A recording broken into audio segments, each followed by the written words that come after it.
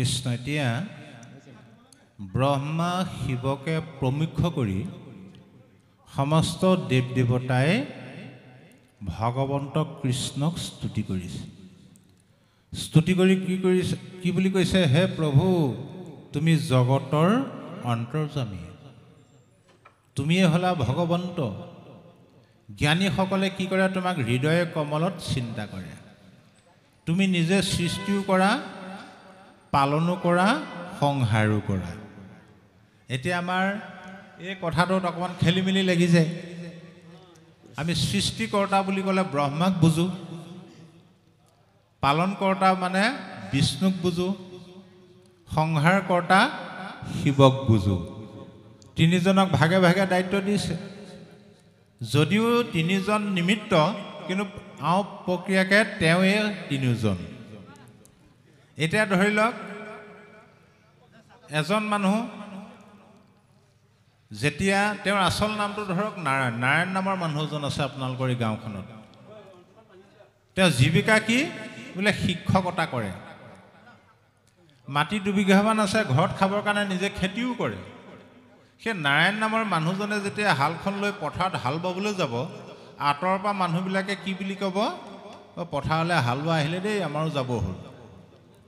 একেজন মানুহে পথাৰৰ পৰা আহি গা পা ধুই এমুঠি খাই স্কুলত যেতিয়া ল'ৰা ছোৱালী পঢ়ুৱাবলৈ যাব, তেতিয়া হালোৱা বুলি ক'ব নে মাষ্টৰ বুলি ক'ব? মানুহ একেজনে, মাষ্টৰ বুলি ক'লে। আকৌ স্কুল ছুটিৰ পিছত ঘৰলৈ আহি কিবা এটা খাই এগৰাকী ক'লে, হেৰা পইচা পাতিও টনাটনি হৈছে, বোলে তামোল কেইটামানকে বেচোঁ বুলি তামোলৰ গাঁতটো খান্দি তামোল বেচিবলৈ গ'ল। তেতিয়া আকৌ মাষ্টৰ বুলি নকয়, হালোৱা বুলি নকয়, কি বুলি ক'ব? বেপাৰী। ঠিক সেইদৰে অসতৰজতম প্ৰকৃতিৰ তিনি গুণে ধৰা তিনি মূৰ্তি একে পুৰুষয় আপোনে। প্ৰকৃতিৰ 3টা গুণ, সৎগুণ, ৰজগুণ আৰু তমগুণ। সেই 3টা গুণত এজন ঈশ্বৰেই 3টা ৰূপ ধাৰণ কৰিছে। ৰজগুণে ব্ৰহ্মা হৈয়া স্ৰজা চৰাচৰ, শতগুণে বিষ্ণু ৰূপে পালনি ৰন্তৰ। ৰজগুণে তেওঁ নিজেই ব্ৰহ্মা ৰূপটো ধৰি প্ৰপঞ্চ সৃষ্টি কৰে। যেতিয়া সৃষ্টি হৈ গ'ল, আকৌ পালন কৰিবলগীয়া হ'ল। আকৌ সত্ৰগুণৰ আশ্ৰয় লৈ তেওঁ বিষ্ণু ৰূপে পালন কৰে। আকৌ যেতিয়া সংহাৰ কৰিব হ'ব, তাৰমানে আপুনি ঘৰটো বনালে, দলংখন বা বনাইছে, আপোনাৰ ব্ৰিটিছে যিমানবিলাক বিল্ডিং বনালে ভাৰতবৰ্ষত, দলং বনালে, তাৰ পৰা কাগজ আহি আছে ইণ্ডিয়ালৈ, এইবোৰ এক্সপায়াৰ ডেটত পৰিলে, ভাঙি ভাঙি আকৌ নতুনকৈ বনাইছে নে চৰকাৰে? ঈশ্বৰৰ সৃষ্টিও বোলে এদিন এক্সপায়াৰ ডেটত পৰি যাব। যেতিয়া এক্সপায়াৰ ডেটত পৰি গ'ল, সংহাৰ কৰিবলগীয়া হ'ল, তেওঁ নিজে কি কৰে, তমগুণে ৰুদ্ৰ ৰূপে সৃষ্টি সংহাৰন্ত, তিনি গুণে তিনি মূৰ্তি একে ভগৱন্ত। তমগুণৰ আশ্ৰয় লৈ তেওঁ প্ৰপঞ্চ সংহাৰ কৰে। 3টা গুণত 3টা মূৰ্তি বোলে এজনেই ঈশ্বৰ, কিন্তু যদ্যপি ভজনী হুন্ত তিনিও ঈশ্বৰ, তথাপিতো বিষ্ণু তেখে সিদ্ধিম নৈশ্বৰ। যদিও আমি 3জনকে সেৱা ভজনা কৰিব লাগে, ভক্তি কৰিব লাগে, তথাপি বোলে মানুহে বিষ্ণুক ভজিলেহে সাধনাত সিদ্ধি লাভ কৰিব পাৰে। কিয়? জ্ঞানেহে জানিবা মুখ্য, মুখ্যৰ নিদান, শুদ্ধ সত গুণতেহে মিলে তত্ত্ব জ্ঞান। জীৱশ্ৰেষ্ঠ মনুষ্য সংসাৰ তৰিবলৈ হ'লে আমাক এটাই লাগিব, কি? জ্ঞান। সচৰাচৰ জ্ঞানটো সকলোৰে আছে, কিন্তু উপৰঞ্চি মানুহৰ কি জ্ঞান? এটা তত্ত্ব জ্ঞান। আৰু সেই তত্ত্ব জ্ঞানটো ৰজগুণৰ দ্বাৰা, তমগুণৰ দ্বাৰা কেতিয়াও আয়ত্ত কৰিব নোৱাৰে। ৰজগুণৰ তমগুণৰ যৌথ শক্তিৰ এটাই কাম মাত্ৰ, মানুহক বিষয়ত আবদ্ধ কৰি ৰখা, মায়া মোহত আবদ্ধ কৰি ৰখা। ৰজোগুণে তমগুণে নেই বিষয় সত্যগুণে বুদ্ধি ভৈলে তৰে সংসাৰ। ৰজগুণৰ তমগুণে মানুহক বিষয়মুখী কৰে, সত্যগুণত বুদ্ধি বহিলে মানুহ সংসাৰ তৰিব পাৰে। কেতিয়াবা আপুনি চাবচোন, মন কিবা এটা কাম কৰি থাকে, মনটো ভাল লাগি থাকে, ভুন ভুনকৈ কীৰ্তনে হওক দিহানামে হওক গাই নাথাকে জানো? সেই তেনেকুৱাতে যদি ভকত দুজন অহা দেখে মনটো ভালেই লাগি যায়, ভকত আহিছে আজি এৰিবলৈ নাই আৰু, সিদ্ধমুঠি খুৱাইহে পঠিয়াব লাগিব। তাৰ বিপৰীতে একেজনে মানুহ কেতিয়াবা কাকো মাতিবলৈ মন নাযায়, মনত ভিতৰে ভিতৰে ক্ষোভ এটা উঠি থাকে, কাম কৰিবলৈও মন নাযায়। তেনেকুৱাতে যদি ভকত দুজন আহি এইকেইডাল আহিলে আৰু কাম ক্ষতি কৰিবলৈ, সেই ভাৱটো আহে নাই? সেই ভাৱটো যেতিয়া আহিব জানিব ৰজগুণৰ তমগুণৰ দ্বাৰা চলি আছে। গতিকে সেইকাৰণে কৈছে এহি হেতু বিষ্ণু ভৈলা ভকতৰ ইষ্ট উপাধি বিশিষ্ট ফল হয় বিশিষ্ট। আৰু সৃষ্টিৰ আৰু এটা কথা আছে, দশম স্কন্ধ ভাগৱতত ভগৱন্ত কৃষ্ণদেৱে নিজেই কৈছে, মই এক ব্ৰহ্ম, মই নিজকে বিভিন্ন ৰূপত প্ৰকাশমান হওঁ, নিজকে নিজেই সৃষ্টি কৰোঁ, নিজকে নিজেই পালন কৰোঁ, নিজকে নিজেই সংহাৰ কৰোঁ মোৰ মায়াৰ দ্বাৰা। ঐ আপোনাকে মই আপুনি স্ৰজো, ঐ আপুনি পালো সকলে, আপোনাক পাছে আপুনি সংহৰো আপোন মায়াৰ বলে। এতিয়া সৃষ্টিৰ পাতনিৰ কথাখিনি অলপ জটিল, মই সহজ সৰলকৈ কৈছোঁ চাব দেই। আপোনাৰ ঘৰখন অস্থায়ী, ধৰক বাঁহৰ খুঁটা টিঙৰ চালি, মনে মনে যিসকলৰ ঘৰ কেঁচা তেওঁলোকে মনে মনে ভাবি থাকে এই ঘৰখন পকাকৈ বনাই ল'ব পৰা হ'লে ভালকৈ, এইবুলি পইচা জমা কৰি গৈ আছে। গৈ গৈ নিৰ্দিষ্ট পৰিমাণৰ ধন জমা হৈ গ'ল, তেতিয়া ঘৰটো মোৰ ওলাই যাব, চিন্তা নাই আৰু। তেতিয়া ঘৰ বনাম বুলি ভবাৰ লগে লগে আপুনি প্ৰথম এজন মানুহৰ আশ্ৰয় ল'ব লাগিব। কাৰ আশ্ৰয় ল'ব লাগিব? এজন মিস্ত্ৰী দৰকাৰ হ'ব। মিস্ত্ৰীজনক মাতি আনিলে, কথা বতৰা পাতিলে, তেতিয়া মিস্ত্ৰীজনে আপোনাক প্ৰথম 5টা বস্তুহে যোগাৰ কৰিবলৈ ক'ব। কি কি? শিল, বালি, ইটা, চিমেণ্ট আৰু ৰদ, হয়নে বাৰু? ঠিক সেইদৰে ভগৱন্ত আদিত অকলে অকলে আছিলে, বহুকাল গুচি গ'ল, যুগ নিদ্ৰা চলে, তেওঁ শুই থাকে। বহুকাল যোৱাৰ অন্তত এদিন মনে মনে ভাবিলে, ঐ একেশ্বৰে আছো আমি আদি নিৰঞ্জন, নাহি কয় সৃষ্টি মোক নকৰে শোভন। মই সৃষ্টি নকৰাৰ কাৰণে মোক শোভা কৰা নাই, পুনৰ সৃষ্টি কৰিবৰ কাৰণে মন মেলিলে, ভাবিলে। যেতিয়া সৃষ্টি কৰিম বুলি ভাবিলে, ঈশ্বৰকো মিস্ত্ৰী এজন দৰকাৰ নহ'ব জানো? তেওঁতো নিজেই মিস্ত্ৰী যোগালি নকৰিব নোৱাৰিব। এতিয়া মিস্ত্ৰী ক'ত পায়? নিজে নিজে মিস্ত্ৰী এগৰাকী বনাই পেলালে। একেশ্বৰে থাকি আমি কৰোঁ কোন কাজ, শৰীৰৰ পৰা মায়া কৰি লন্তবাজ। নিজৰ দেহৰ পৰাই মায়াৰূপী মিস্ত্ৰী এগৰাকী বনাই পেলালে। এতিয়া মিস্ত্ৰী ক'লে, মায়াক ক'লে, হেৰা মায়া, তোমাক সৃষ্টি কৰিলোঁ মই, এতিয়া তুমি সৃষ্টি কৰিব লাগে। এতিয়া মায়াই কৰিলে নহয়, প্ৰভু মই কেনেকৈ সৃষ্টি কৰিম? মেটেৰিয়েলছ একোৱেই নাই নহয়, শিল নাই, বালি নাই, চিমেণ্ট, ইটা, ৰদ একোৱেই নাই। এতিয়া ভগৱন্তই ভাবিলে হয় কথাটো, এতিয়া পাই ক'ত সেইবিলাক? লগে লগে কি কৰিলে? ঐ অনাদি ঈশ্বৰ কৃষ্ণ জগত কাৰণ, সৃজিলা মায়াক লয়া মহাভূত গণ। তেওঁ এই পঞ্চমহাভূত সৃষ্টি কৰিলে মায়াক লগত লৈ।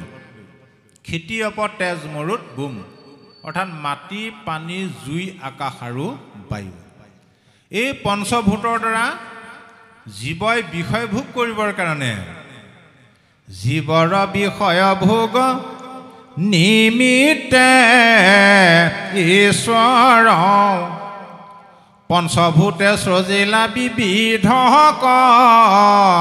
লেবৰ এই পঞ্চভূতৰ দ্বাৰা বিভিন্ন দেহবিলাক বনালে গুৰিপুৰৰ পৰা গজহস্তিলৈকে তৰুতীনৰ শিলৰ পৰা জীৱশ্ৰেষ্ঠ মনুষ্যলৈকে আৰু এনেকুৱা এটা ঈশ্বৰে এনেকুৱাকৈ এটা ফৰ্মাৰ বনালে একেটা ফৰ্মাৰতে বিভিন্ন ডিজাইন আমাৰ মিস্ত্ৰীবিলাকে যিটো ফৰ্মাৰ বনায় একেটা ডিজাইনহে ওলায় বাকীবিলাক জীৱৰ কথা বাদ দিয়ক মানুহৰ কথাই ভাবকচোন বাৰু কাৰোবাৰ লগত কাৰোবাৰ চেহেৰা মিলেনে বাৰু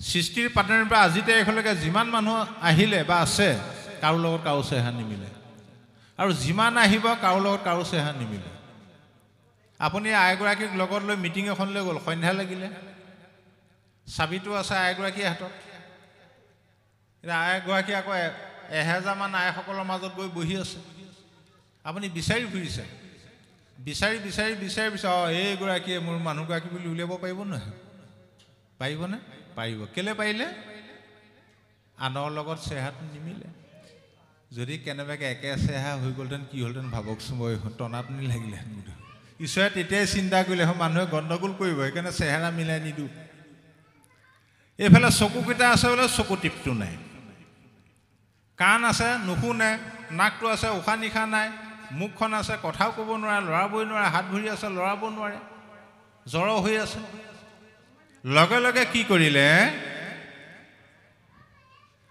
মায়াই উপাধি প্ৰাণী সৃজিলা অশেষ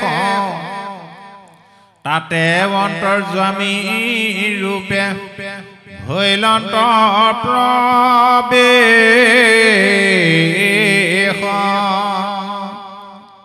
অন্তৰ্যামী ৰূপে ঘটে ঘটে প্ৰৱেশ কৰিলে প্ৰৱেশ কৰি জড় দেহবিলাক চৈতন্য কৰিলে সেইকাৰণে ঈশ্বৰৰ এটা গুণনাম হ'ল বিষ্ণু বিষ্ণু শব্দটো সংস্কৃত বৃষ ধাতুৰ পৰা আহিছে বৃষ মানে প্ৰৱেশ কৰে যে আমাৰ এজনা ঘোষাত খেলি মেলি লাগে নহয় কৃষ্ণই কদেৱ দুখহাৰী বুলি কৈ আকৌ পিছলৈ জানিবা বিষ্ণুকহে সমস্ত জগতৰ এষাৰ কৰে নকয় সেই একেজনেই তন সেই কৃষ্ণই এই জড় দেহত প্ৰৱেশ কৰি থকাৰ কাৰণে তেওঁ বিষ্ণু এটা ভগৱন্ত কৃষ্ণ আমাৰ দেহত আছে হৃদয়ত প্ৰমাণ থকাৰ কাৰণে চকুকেইটাই টিপ টিপ টাপ টাপ কৰি আছে চকু টিপটো আমি মাৰোঁ বুলি মাৰিছোঁ নে নিজে নিজে হৈ আছে বাৰু নিজে নিজে হৈ আছে মাৰোঁ বুলি মাৰিলেই গণ্ডগোল লাগিব সাৱধান নাকেৰে উশাহ নিশাটো লওঁ বুলি লৈছে নে নিজে নিজে হৈ আছে লওঁ বুলি ল'লে হিলি থাকিব লাগিব পৰম পুৰুষ পৰমেশ্বৰ পৰমাত্মাৰ পৰা আমাৰ হৃদয়ত থকাৰ কাৰণে হৈ আছে তেওঁ যদি কেনেবাকৈ কৈ হেৰা অকণমান বহাচোন দেই মই বাহিৰৰ পৰা আপুনি বহি থাকিব পাৰিবনে বাৰু সেইজনো ওলাই গ'ল আপোনাকো চুমখন পোৱা লাগে ডাক্তৰৰ ওচৰত গ'ল কিবা অসুখ দেখুৱাবৰ কাৰণে যেতিয়ালৈকে কৃষ্ণ থাকিব তেতিয়া ডাক্তৰে কৈ থাকিব বডিটো ভালকৈ চেকআপ কৰিব লাগিব MRI কৰিব লাগিব CT স্কেন কৰিব লাগিব যি মুহূৰ্তত কৃষ্ণ এৰি দিলে এৰি দিয়াৰ লগে লগে বডি বুলি ক'ব নে কি বুলি ক'ব লগে লগে ডেড বডি এই ৰহস্যটো নজনাৰ কাৰণে আমি কি কৰিব যিটো মানুহে গোটেই জীৱনটো কষ্ট কৰি ঘৰখন বনাই দিলে আমাক তুলিলে তালিলে ডাঙৰ দীঘল কৰিলে সেই মৰমৰ মানুহটো ডেড বডি হ'লে ভিতৰত বোলে 1 ছেকেণ্ডো ৰাখিব নাপায় লগে লগে চোতাল পুৱাই দিয়ে হাঁহ ছাগলী পাৰত ডেড বডি হ'লে আকৌ চোতাল পোৱাৰ লগে লগে পাকঘৰলৈ সোমোৱাই লৈ গুচি যায় গতিকে সেই ঈশ্বৰক চিন্তা কৰিবলৈ হ'লে ডেড বডিবিলাকক খাবলৈ কমাব লাগিব এইবোলে নকওঁ বাৰু ইয়াতো টান কিন্তু কমাই কমাই এৰিব পাৰিব সেইকাৰণে ঈশ্বৰ এতিয়া চাব প্ৰৱেশ কৰিলে দেহটো চৈতন্য হ'ল বোলে দেহটো থাকিলে নহ'ব নহয় আকৌ লগে লগে কি কৰিলে বিভঞ্জিয়াই আপোনাক প্ৰভু নাৰায়ণ সৃজিলা ইন্দ্ৰিয় গণ বুদ্ধি প্ৰাণ মন ইন্দ্ৰিয়বিলাক দিলে বুদ্ধি দিলে প্ৰাণ শক্তি দিলে মনটো দিলে বোলে মনটো অকল মনটো দিয়া হ'লেও নহ'লহেঁতেন কাৰণ মনটোৱে ভাবি গুণি থাকোঁতেই যায় বুদ্ধিটো দি দিলে খাটাং কৰিবৰ কাৰণে যে ঈশ্বৰে জীৱশ্ৰেষ্ঠ মনুষ্যক এটাই শ্ৰেষ্ঠ বস্তু প্ৰদান কৰিছে, সেইটো হ'ল বুদ্ধি। গতিকে বিচাৰ বুদ্ধিটো আমি সদায় সতত লগাব লাগে। যদি কোনোবাই অসতত লগাই দিলে, কাৰোবাৰ ঘৰ ভাঙোতে, খেল ফালিবলৈ, সমাজ ভাঙিবলৈ যদি অসতত বুদ্ধিটো লগাই দিলে, তাৰ কিন্তু নিস্তাৰ নাই। সেইকাৰণে বুদ্ধিটো আমি সদায় সতত লগাব লাগে। যে সৰ্বস্ব পাই গ'ল জীৱটোৱে, যেতিয়া পাই গ'ল তেতিয়াই গণ্ডগোল আৰম্ভ হৈ গ'ল। ঐ ইন্দ্ৰিয়ৰ সংগে জীৱে ভুঞ্জে বিষয় আত্মা বুলি মানে মায়া ময় শৰীৰ। এই মায়াময় শৰীৰটোকে আমি মই বুলি ভাবিবলৈ ধৰিলোঁ। যেতিয়া শৰীৰটোকে মই বুলি ভাবে, তেতিয়া মানুহে কি কৰে? ও শৰীৰক মই বুলি জীৱ সবে সকাম কৰ্ময়াচৰে কৰ্মগতি নানা দেহত ভ্ৰময় আত্মাকনি চিনি মৰে।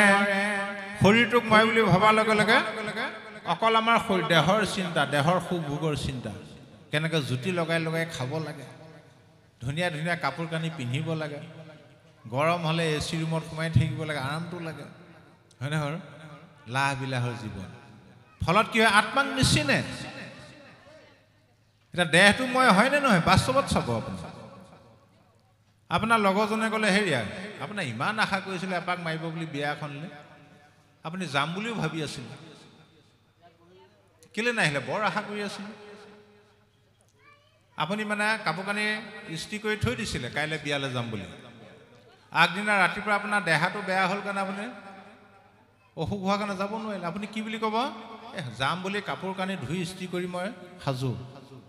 হঠাৎ কি হ'ল? আগদিনা ৰাতিৰ পৰা মোৰ দেহাটো অসুখ হোৱাৰ কাৰণে মই যাব নোৱাৰিলোঁ। গতিকে মোৰটো বেলেগ, মইটো বেলেগ, হয় নহয়? দেহটো মোৰ দেহাটো অসুখ কাৰণে মই যাব নোৱাৰিলোঁ। আকৌ মইতো কি বস্তু? সেইটো মইটোৱে হ'ল আত্মা। ৰামচন্দ্ৰ প্ৰভুৱে হনুমানক সুধিলে, হে তুমি কোননো? প্ৰভু মই হনুমান। তোমাৰ নামটো সোধা নাই, তুমি কোন সেইটো কোৱা। মই পৱন পুত্ৰ বোলে, নহয়। মই অঞ্জনাৰ পুত্ৰ নহয়। যেতিয়া নহয় নহয় বুলি ক'লে হনুমানটো লাগি গ'ল খেলি মেলি। সৰুকালৰ পৰা মই নিজক হনুমান বুলিহে জানো। এই বুলি মই কোন বুলি ধ্যানত বহিল। বহু সময় ধ্যান কৰাৰ অন্তত ক'লে, প্ৰভু তোমাৰ প্ৰশ্নৰ উত্তৰটো মই এতিয়াহে বিচাৰি পালোঁ। কি পালা? দেহৰ দৃষ্টিত মই তোমাৰ দাস, জীৱ দৃষ্টিত মই তোমাৰ অংশ, তোমাৰেহে অংশ আমি যত জীৱ যাক। তোমাৰ মায়াই প্ৰভু বান্ধিলে আমাক। আৰু আত্মাৰ দৃষ্টিত প্ৰভু তুমিয়ে মই, তোমাৰ আৰু মোৰ মাজত কোনো পাৰ্থক্য নাই। ঠিক সেইদৰে আপুনি যেতিয়া আইনাখনৰ সন্মুখত থিয় হৈ দিব, নিজৰ হুবহু চেহেৰাটো দেখে নেদেখে? একে দেখে নেদেখে? একে দেখিব লাগিব, ৰংটো একে হ'ব লাগিব। আপুনি প্ৰতিবিম্বটো আপুনি কিবা পাৰ্থক্য আছে জানো? সেইদৰে জীৱই আত্মা পৰমাত্মা দুই বিচাৰত একে প্ৰকাৰ শতদিত সেইদৰে জীৱ আত্মা পৰমাত্মা বিচাৰ কৰিলে এটা, সেই প্ৰকাশত দুটা হৈ থাকে। গতিকে হে প্ৰভু, তুমি যদিও সৃষ্টি কৰা, পালন কৰা, সংহাৰ কৰা, তথাপি তোমাক একো দুখে স্পৰ্শ কৰিব নোৱাৰে। আৰু সেইকাৰণেই এতেকে জগতে চিন্তে তোমাৰ চৰণ প্ৰণামো পৰম মহেশ্বৰ নাৰায়ণ কৃষ্ণ। তপ জপ তীৰ্থে হেন নকৰে পবিত্ৰ, যেন সুধি হুৱে শুনি তোমাৰ চৰিত্ৰ। যখ বিস্তাৰিলায়েতে কেখে অৱতৰি আকৌ শুনি যাও কলোক সংসাৰ কতৰি পাতকী উতৰৈ জাৰ যশক শ্ৰৱণে হেন চৰণ কয় আমি